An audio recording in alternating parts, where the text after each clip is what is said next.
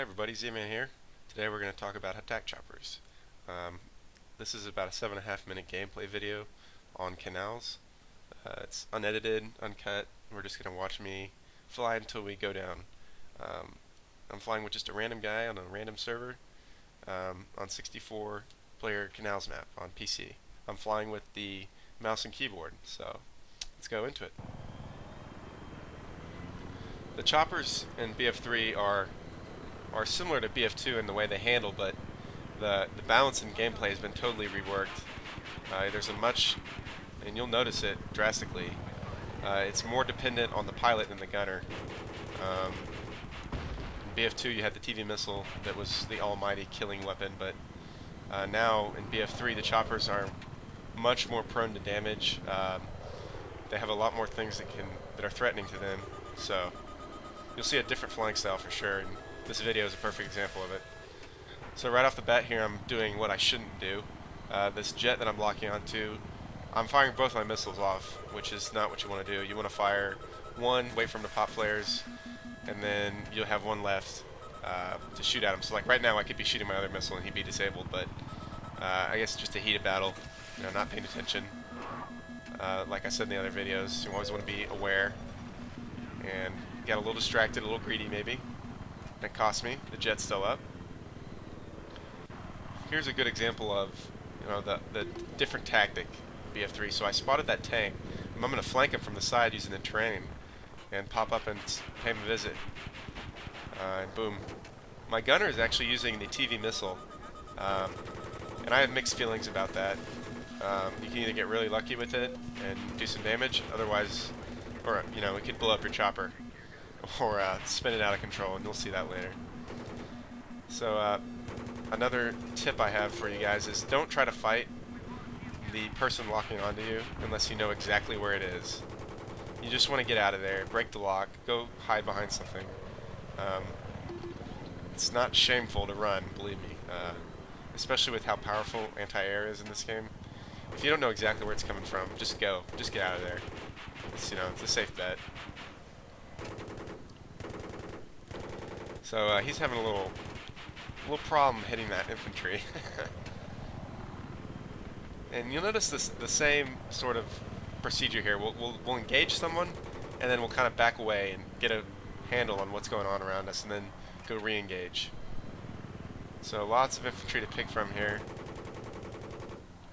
I'm going to go ahead and check to see the choppers up. I'll switch to Heatseekers and scan the sky real quick. That's the last one you want to be, is be caught off guard by an enemy. So he just racked up 3 infantry kills, and I didn't see him. I think he's also running IR. He's running thermal optics, which basically is like cheating. I think that needs to be toned down just a little bit. You can see everything. You can see infantry from a really long ways away and through smoke, and I don't know, it just seems like an easy mode almost for the gunner. So we're scanning again, making sure the chopper's not up. We don't want to get surprised by him. So lots of infantry here.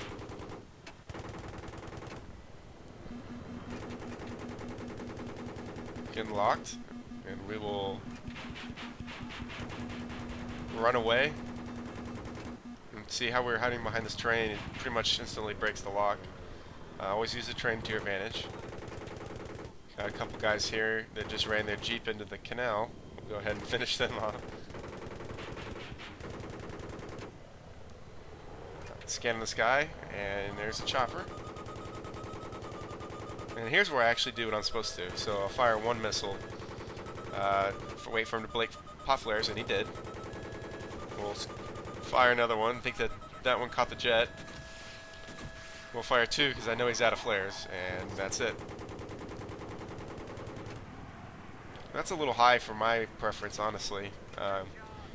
You're a lot more visible to everyone if you're up high in the air, rather than staying low to the ground.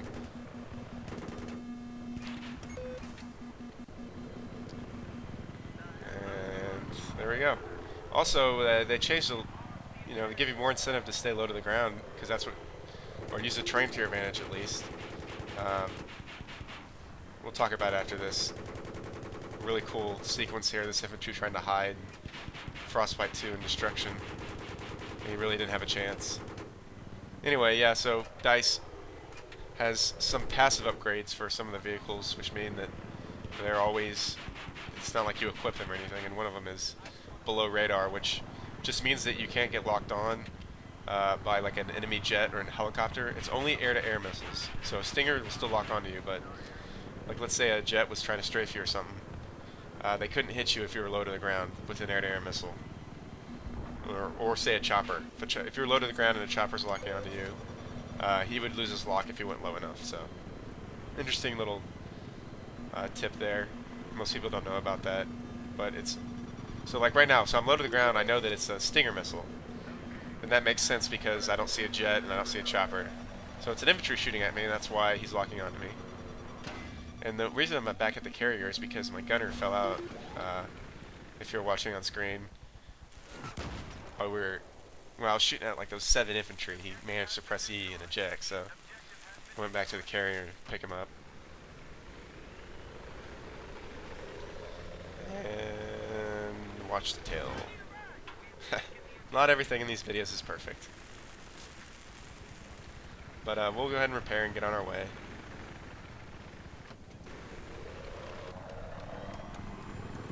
Another interesting tip for you guys is you'll see the bottom near the HUD, at the very bottom of the HUD, you'll see Heatseeker, STB. Below that is where my gunner is actually looking. Now that's good for, that's pretty much a necessity whenever you're trying to communicate with your gunner. Now this is just a pub, but my next video is going to show some comm action. So I'm going to be talking with some of my teammates here in Dynamic, and we'll have some really good video here of how we communicate and work together. And that little display there is key because unlike previous games, the gun does not shift based on where the pilot is moving the chopper. So you notice even as I turn, his gun is still in one direction, so it can be kind of confusing when you're trying to call out targets and he's looking one way. So we have a little sneak peek at the end of this video of some action on a Caspian border with one of my teammates in the chopper.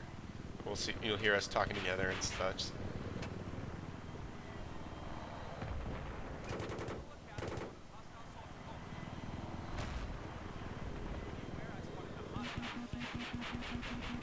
So that little dip there, I think, is from the TV missile that he's trying to shoot, and it's really glitchy. Sometimes it'll completely blow up your chopper, and sometimes it won't. So I don't know.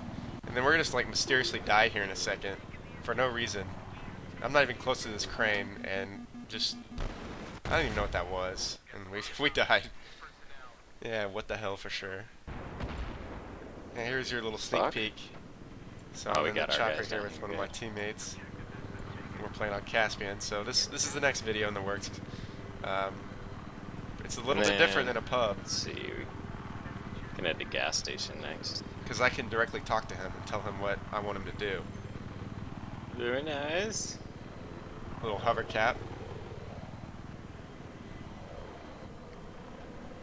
And I don't think you can hear my voice because I didn't have external input recording, but I think there's just one clip. The rest of them you can hear me talking, so you'll see how we interact together as a pilot and a gunner to take down targets. It's disabled.